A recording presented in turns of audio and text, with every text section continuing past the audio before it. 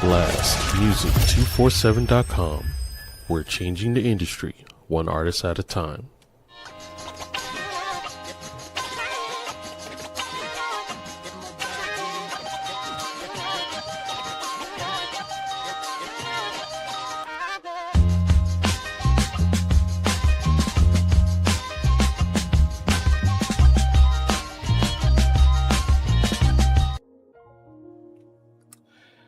Hello, everybody.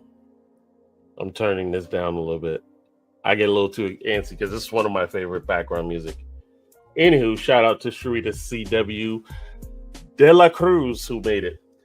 Ladies and gentlemen, once again, welcome to Implosion. It's a podcast where we explore creative souls, cultural fire, and the deep shifts that happen when we stop performing for the world and start living from the inside out. Today is really special to me. I have a dear friend, and everybody uses that word so loosely, aka Facebook. The word friend, no. This is someone who's truly been not only a sister, but we talked from everything, like MC Light said, from sneakers to hats. It was that kind of relationship, and we were both we both grew up in the Virgin Islands together, and man, to see her blossom to the entrepreneur that she is made me say I wanted to bring her on the show and let people know more about her, because it don't matter what desire you want, you can obtain it if you just have the proper focus and the desire to do so. You know what I'm saying? When they say sky's the limit, she's definitely one of those examples. And she was a powerful woman that once led the boardrooms, and now she's leading the stage with her own job, her own career, her own dream business, So let me go ahead and introduce my girl. This is Alison Foy. Hey, Allie. Hey, Veep. What's up, everybody? How you doing?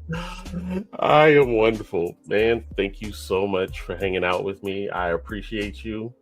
And it's amazing how we got to watch each other mature in life, Yes. And you're probably one of my only friends, one of them from St. Thomas, that I'm still in contact with and see the progression as we mature, get kids, get married, and all that other crazy stuff. So how are you doing today? I am doing really well. Thank you so much. Thank you. I'm doing well. That intro, I did not deserve that intro, but thanks anyway. I appreciate you. It's all love. I love you too. I love you too, but I'm doing pretty well. How are you? Man, I'm wonderful. It's a new month. We actually, quote unquote, got more sleep, which is a big lie in my case, but yeah. And it's the start of the week where I start work, but that's not a bad thing. I actually enjoy. I'm really in a good place. I'm blessed, and I count my blessings one by one. Same, absolutely. So I thought I would pull this trickery out of the hat for our conversational sake. Oh boy. I would love for you, and this is totally different from the format, y'all, so just enjoy the journey. I would love for you to tell everyone how you and I had met, if you remember. Oh, I remember that it was in high school, but I can't remember specifically the instance. My memory is not that good. But what's important is that we've been down since 4 flat tires since day one. I've always loved you. And, that's what I remember from high school. We hung out every day after school as I waited on my bus. Mm-hmm. And if I'm not mistaken, your parents had a spot across the street from school. They owned a business. That is correct. They did. Yeah. I was trying to remember. It wasn't. No, never mind. I can't remember the name of it, but yes. It was across the street. My dad used to have that chef business there. Yep. Okay. Yeah. So do you remember how we actually met, V? What's up? Now, didn't we know each other before Charlotte Armley High School? Like, did you go to St. Peter or did you go to All Saints? I went to St. Peter and Paul. Okay, I went to All Saints. Okay. So we knew each other during crossing times prior to that. You might be right. You might be right. Yeah, you used to hang out at the garden after school like me. Of course. Okay, that's That's probably what it is then. Okay, that's that's that's cool. where that's where everybody got picked up from school, and Exactly. we did a lot of walking back in those days. We did. We were in good Yeah, shape. no doubt. No doubt. But I remember All Saints. You know, it was a different time then, but you know, I enjoyed that. And I didn't go to public school or Charlotte Amalie High School not till 10th grade. I didn't Okay. start in ninth. Right. Um, so that's when we actually got to hang out more there at high school. You were there at ninth grade? I was at ninth grade. Yeah, I was. Yeah. Okay. So Wow. so could you tell us a little bit about your beginning when I reconnected with you? You were working for a company we won't name, but you Right. were in the Mhm. corporate field. Tell us I a little bit about was. that. Yeah, I was in the corporate field. I had a career in marketing. Mm, And then in 2013, I had a daughter, and I okay. decided to leave the corporate world. She was born a preemie and needed some specialized medical care at the Hmm. time. So I was fortunate enough to be able to afford to leave the corporate world, and my husband was the breadwinner in the home, Hmm. and he was able to hold things down, which was a blessing. A blessing. While she got the care she needed, she is now 12. She's doing amazing, but that was what I would consider phase one of my corporate life prior to having my daughter. Hmm. Um, and all along, though, I always had this side hustle, like people like to call it, right? Right. Um, and I don't know if you want me to reveal the big reveal now, Veet, but No. I've always had a side hustle. I've always been an entertainer Okay. and a Caribbean stilt dancer is what Okay. I have done since age 13, if I'm not Wow. mistaken. Yeah. Okay. So it was that long. So yeah. So yeah, it's been a minute. So yeah, Mm. that's me. That's me. Now, this this Mhm. this was, I guess, it doesn't seem right to say hobby. You, like you said, it was a Oh side hustle. goodness. Yeah, for sure. So it started as a hobby in high school days, but I did start doing paid events in high school. It, Hmm. it quickly became a passion of mine. I always was a dancer. When I was a younger girl, I was in ballet lessons and tap and jazz and that kind of thing. And then once I started being trained on stilts, I completely fell in love with it, dropped everything else, and had been doing it ever since. Wow. And so yeah, so it quickly became a paid job, paid Nice. side hustle, and Hmm. I was able to grow that into a formal business now. um, Caribbean Dancers of Atlanta, in which we have Caribbean dancers in full costume, carnival style, with the big feathered headpieces. And we have currently 10 dancers, and there are Okay. 3 stilt dancers in the group, myself and 2 males. Um, and so we do events every weekend. We travel, all that kind of stuff. But just last night we had a 60th birthday party for a Jamaican guy. Really fun event. So yeah, so Super. been doing this thing for a minute. Yeah. Okay. I did not know. That is amazing. So you're up to 10 dancers now, huh? Yeah. Yeah. That is They amazing. stay booked and busy. It's a blessing. It's a blessing. Indeed. I'm just creating a QR code so that people can go to your website. Oh. Yes, indeed. So what do you recall some of the struggles as far as being a Moko Jumbe dancer and really trying to get it nailed to the comfort and skill that you are now? What were some of your challenges? In dancing specifically, um, I found it kind of I wouldn't want to use the word easy, but it quickly grew into a passion. So Hmm. I was like, oh, this is so much fun, whatever. The hardest events to do are those when it's extremely hot outside. I'll be honest with you. Mm, Like, those are the events that we dread. When someone decides they want to do a festival in July in Atlanta, Oof.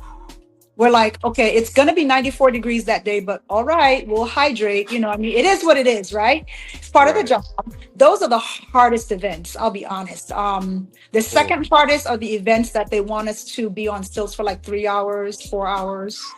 Wow. That's really strenuous on not just your legs, but also you get blisters where you tie your stilts and stuff like that. As an entertainer, those are the hardest, I would say, most challenging Mhm. aspects. The most challenging aspects of the business had been, and it's no longer a challenge, but finding that sweet spot in what you charge a client and what you make and what the dancers should be paid. Like the financial piece is something that I know a lot of people that are entrepreneurs can share. That it takes years sometimes to get to a sweet spot and to change and move with the economy and to think, oh, if I increase my rates this year, would clients still want it? Does this sound like too much? Does it sound like too much if I say it's X amount for this set, kind of thing? But I really have found a sweet spot. And with that, I've been able to also up the ante in terms of our quality, our costuming, the choreography, the amount of time we take to rehearse the dances, because the dancers have to stay committed and money is a motivator because it's a job for them. That So it's part. like if we say we're having rehearsal twice a month, 3 times a month or something like that, which we actually only have rehearsal once a month, but you have to be sure that it sounds really worth it for the dancers to come to rehearsal, to nail the dances, to be booked, to get paid, to do everything they need to do, and the company still make a profit. Nice. Mhm. Would you say you've taken a lot from the corporate world to incorporate it into your business? Yes. So in the ad agency days of my, corporate career, I was in basically client service. Okay. And my level of professionalism, Mm-hmm. it really shows in when I get feedback from clients. I've gotten to a place where, I have I have a signing system. I have an invoicing system. My logo is on everything. I do everything via email. I accept only electronic payments. So it's gotten to a point where I said, I have to invest in certain things Right. so that I can show the level of professionalism that I know I should have as a business. And Right. I hear from so many clients Mm. how professional I am, how Mm. they're amazed by my customer service. I think it's what's expected of me, but perhaps they're not getting that from some of their other vendors, especially businesses, entertainment businesses, right? And even maybe some of the other vendors that they're working with, they may not get the same level of customer service and professionalism. So I pride myself on that. And I think had I not been in a client service field for so many years, I may not have had these skills that allow me to run my business the way I do. So I thank God for that, those opportunities of being in the corporate world and being able to carry that over to the high quality I have. So you're in a situation where you're dealing with a double whammy, and that is this and being a lady in a corporate world. So yes, getting it off the ground, did you feel like you had to fight harder to get noticed or whatnot? Well, I will say no, and I say this because my business is very unique. That makes sense. If someone wants Caribbean dancers, this is it. Right. Especially in Atlanta. Not just in Atlanta, but there's so many other places that do not have a group like we have. So New York, for example, has some Caribbean dancers, but they don't perform in full costume. They do a lot of reggae as opposed to the soca music that we do, more carnival style, right? Right. So I benefit from that. I benefit from us being sort of a unique talent. And with that, we get booked for a lot of international festivals, a lot of cultural Caribbean and African events and weddings and all kinds of different things. Schools, churches, universities, a corporate day that they just want to do something fun for the employees. Oh, let's have a Caribbean day. We're it. So I'm thankful for having a unique talent and a unique business to draw from. I would say that. And also I tell people this all the time. People are always in a good mood when they're dealing with us. It's a bride booking her wedding. It's someone throwing a surprise party for their Caribbean husband. They're celebratory.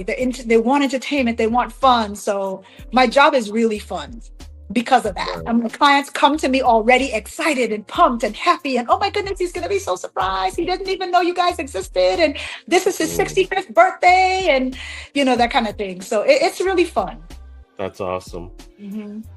After doing some research about Amako Jumbe, or more or less the traditional aspect of it, I feel it's not just art, it's ancestral, it's sacred.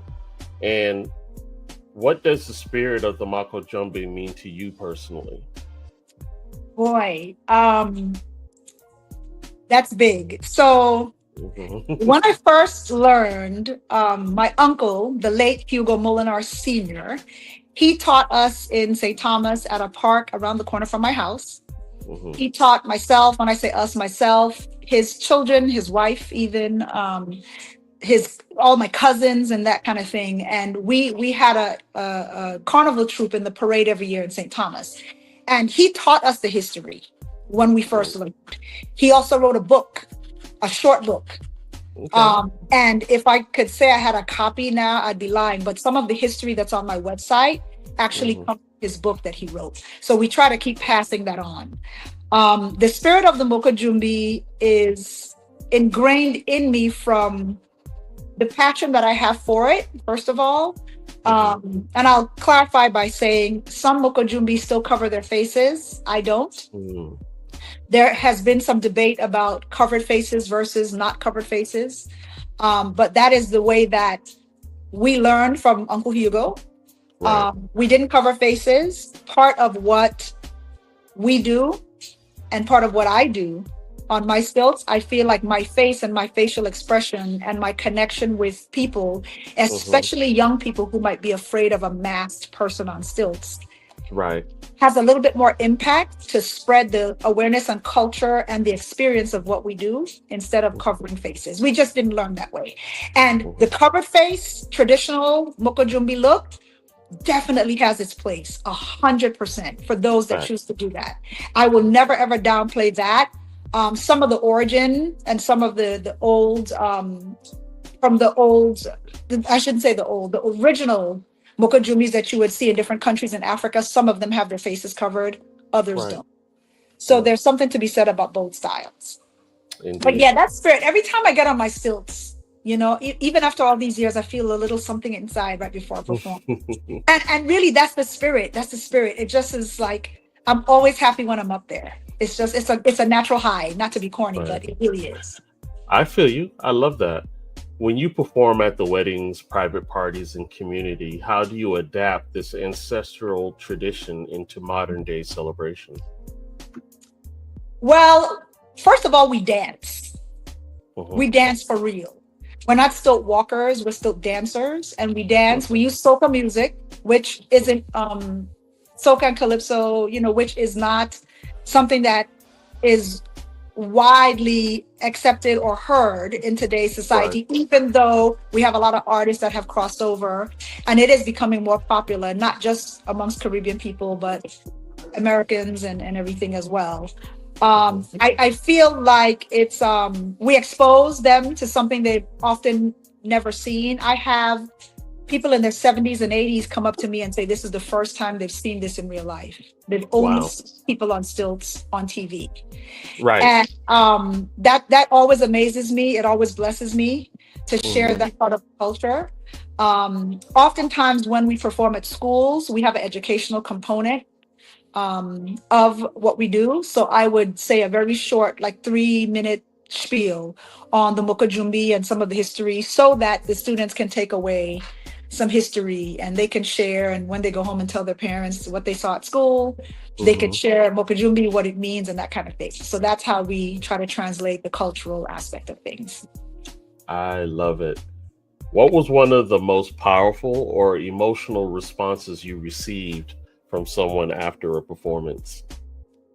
Okay, I know this is something. This lady at a performance, and this was October of last year. Okay.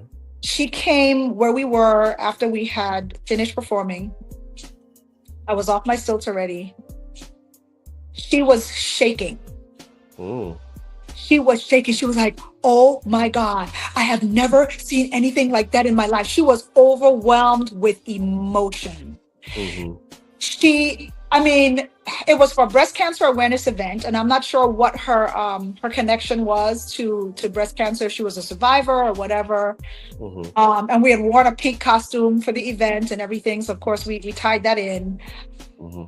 And she was literally shaking. She could not get over it. She took my Wow. card.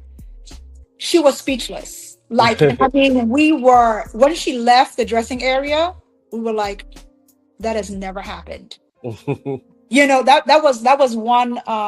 was one instance. I have one more. We performed one time at a church here in Atlanta, mega church, and the organizer of the event came to us and said that there was a young lady, 14-year-old, a troubled young lady that had been through a lot in her life, and for all the time that she was in the youth group, she had never seen her smile until that day. Wow. That lady came to us in almost tears. She said she had never once seen this young girl smile, and she had been coming there to the church for years. And she knew from her background that she had some troubles, in her life. That was powerful. And just when you think what you do isn't important, right, you have these kinds of moments that remind you that you're just not an entertainment company. You're sharing joy, you're sharing culture, you're sharing an experience. So those are two things that stood out to me. Yeah. Thank you for sharing that. That is powerful. Yeah. I'm going to play one of these quick clips that you gave me. Let me see here. Let me pause the music for a second. Okay, here we go.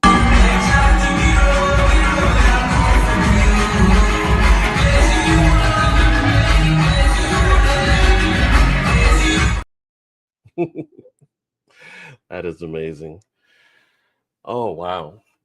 First and foremost, again, thank you for sharing something like that is so powerful that it almost like you can't duplicate it, but you can, touching people's souls by you just being yourself. It is just like mind blowing. Yeah. And that's my heart desire. I want to help people. I want to, see people succeed around me and stuff. And if me just being me does that, then we all win, Definitely. Are you mentoring the next generation, and how do you see this work living on beyond you? Oh boy. So that's a very good question. My daughter says she wants to learn. Okay. She's 12 now. So we're working on that. Sorry. She's 12 now. Yeah, I know. Crazy, right? And so there's that. And then there's another young lady who is she's college aged that we are scheduled to get together really soon. She already dances on stilts. She actually learned from one of my dance partners and have been in some of the Atlanta Carnival parades already in the past. So we're supposed to officially get together to make her a part of the group. Teaching can be a slippery slope in that it seems like, oh my goodness, this will be so much fun for my daughter to learn, or this might be so much fun for my son to learn, and he wants to do it. And then there's a lot of work that leads up to it, building custom stilts and that type of thing. And then now you have to rehearse and stuff. And, I feel like sometimes it seems a lot easier than it is. Right.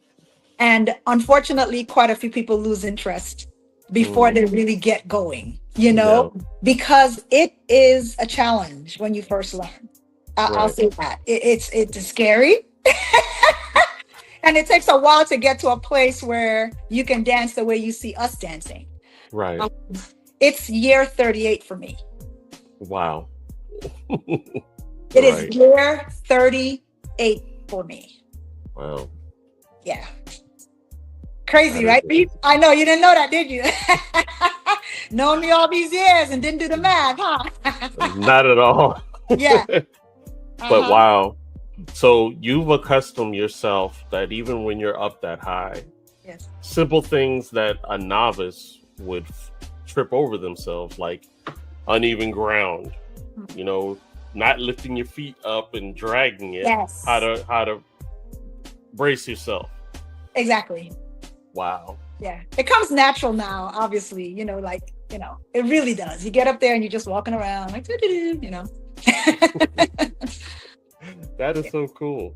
Mhm. So let's zoom out a bit. If the spirit of the first Mako Jumbe, the original one from the ancestral plane, came to you today, what do you think they would say about what you're doing?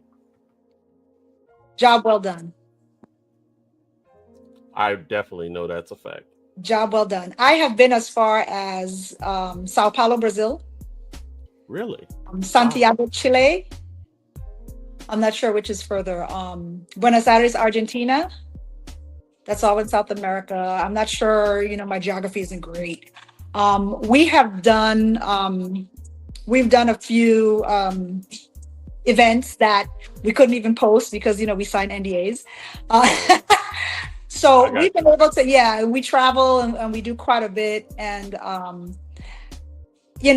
because we love it so much, we want to keep sharing our talent. We want to keep going. I'm nearing retirement age, but again, you do have to pass it on to the next generation, which I think is so important. So I always say before I get off, still be another female in my group. Okay. We've been able to touch so many people. So many people. When you go to a daycare and you do an event for these 4 and 5 year olds, and they're just amazed. It's something they've obviously never seen. I mean, they're 4 and 5. Oftentimes, and also when we go to other communities that may not have the means to, let's say, pay to go to a circus, that you can see this. That's a blessing for us too. We do a lot of community events, a lot of nonprofits. We do some back to school events and things like that. So it's really a blessing to be able to be in the space where we can just really share something that's so unique and memorable to people, So yeah. Tell me a little bit about your event going to Brazil, because you got the language barrier, but yeah. Go ahead. So I'll tell you what it was. I was 15. And I was chosen to go with 2 other Mokajumbis as part of a tour that the Division of Tourism had to try to encourage people to come to the Virgin Islands as tourists. Okay. So they put together a group. It was a steel pan player. It was 3 Mokajumbis. And it was some people from the Hotel Association and Department of Tourism and stuff. And we did a 4-city tour over 10 days. And of course, in between that time, we were able to see sights and experience the countries and stuff like that, which was amazing. It was an all expense paid trip, of course. And we performed. We performed at these different events that they held, at hotel ballrooms and stuff. And they invited like travel partners and travel agency folks to come and experience the Virgin Islands. It was obviously, especially at that age, a once in a lifetime experience for me. I couldn't believe that they wanted me to go. But again, when I started, I developed such a passion for it, and I was fearless. And I just danced and I just loved it. And I just, and they chose me to go. Yeah. They chose me to go as myself, another female, and a male Mokajumbi. Yeah. Wow. It was amazing. It was, and we were there right before the holidays. So we were able to go to some of the big malls in both Sao Paulo and Rio. And the beautiful Christmas decorations and stuff. I mean, we were able to really just see some of the cities and stuff. It was amazing. Yeah. It's wonderful where you can go to different cultures and they can appreciate the gift that you have, Oh yeah. That is awesome. Yeah. What does freedom look like to you now, standing 10 feet tall, not just physically, but spiritually? Oh goodness, freedom. Freedom means whether I'm standing 10 feet tall or 5'6", okay, 5'5.5", but who's counting? Freedom means to me being in a space where you can wake up in the morning and just say, thank you, God. Thank you for these things.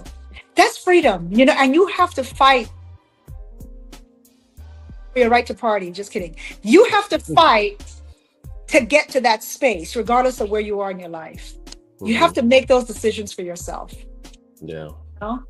And that's one of the things that I found that I've done in my life. I've always tried to put my happiness first and remember my value, and just know that I can get there if I put my mind to it. That's what freedom looks like to me.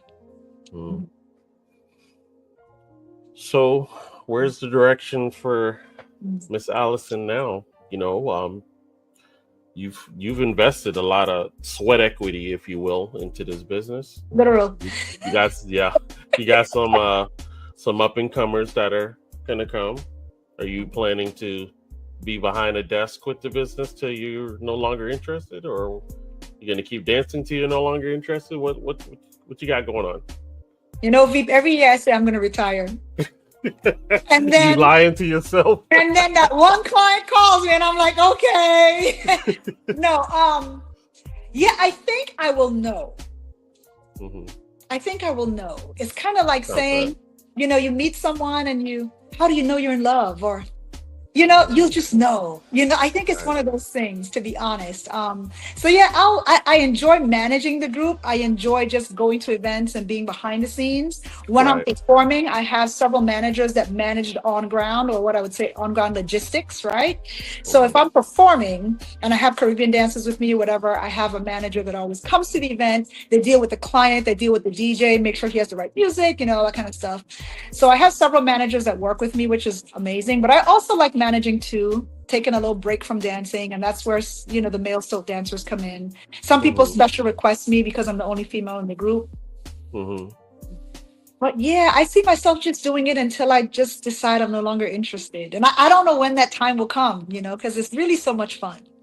Right. It's fun to manage this group. It's fun to run this business. So. You have any other side business besides the Mako Drum Band business? Not yet. No other side businesses. Okay. All right. Not yet. You never know. Cool. I may definitely hit you up on some marketing advice, because that's something that we're trying to incorporate. We got a lot going on here, which I'll share with you after the show. Yeah. But man, I don't mean to be pausing and whatnot, but I'm really proud of you, Allison. There's a lot of friends that we knew, that we grew up together, and some are stuck, some are not. Yeah. And it's like, we talked about that, where it's like 20, 30 years and you're still doing the same thing. It's like, what's going on with your life? Yeah. So to hear you taking that risk as an entrepreneur, I'm proud of you. And thank you. I love to see the fruit that came from it, so good job. Thank you. Proud of you too, Veep. You're doing your thing. Working it in your passion. That's what you got to do. You start out that way, and once the passion is there, it will be successful, as far as I'm concerned, because passion is really the root of it all. And that's another thing. If you don't have passion in it, the passion is what gives you the energy to keep pressing through. Especially in my case, when you're not seeing money, it's the passion that keeps you going. Soon come. Exactly. It's there's a lot of factors to that, but we're working all those factors out. So, yeah, of course. So one step at a time.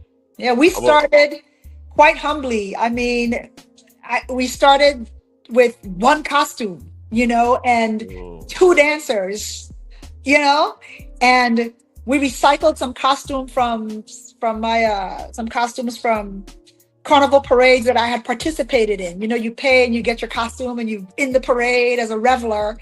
And then I was like, I want to start this Caribbean dance group. So we recycled those costumes and started using them. I paid for them. They were mine, kind of thing. Right. So yeah, I have 9 costumes for myself for the still dancing right now. I have 9. And then for the dancers, we have the blue. We're in costume number 5 for the Caribbean dancers, So yeah, we just keep on growing. I love it. That's awesome stuff. Well, let me play one more of your videos as I'm gonna play this one and we'll talk. Okay.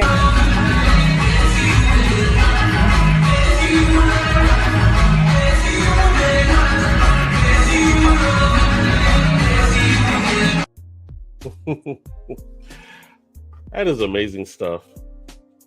Now, the odds of us reconnecting when you happened to be in Claremont, Florida, that was the craziest thing, but it was meant for us to reconnect again. So it was amazing to see you then. And ever since then, we're like, nope, not letting you go. I don't care where you go, Absolutely. wherever. You're not going nowhere. So No doubt. I appreciate that. I truly appreciate your friendship. I am blessed by that. So thank you for being who you are. And ladies and gentlemen, that's pretty much my buddy that I wanted to show you. She's an amazing person. Oh, the QR code is right up there, guys. You can scan that and I'll get you to the Caribbean Dancers of Atlanta, which is her website. And if you want to book her, all that information is there. And I'm going to tell you, she'll take good care of you and give you an amazing show. Maybe on my 60th birthday. I don't know. Maybe I'll holler at you. You sprinkle a little something, something. You know. I'll give you the BFF discount. Appreciate it.